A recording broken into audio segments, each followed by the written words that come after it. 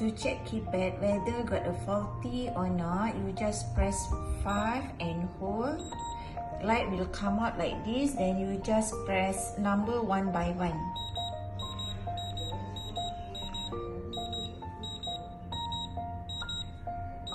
If like this, that means all the number keypad no problem. If got a problem, the sound will be longer, beep like that.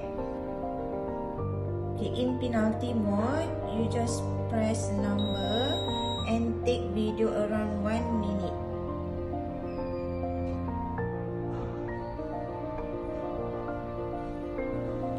If show light like this blinking, that means the lock in penalty.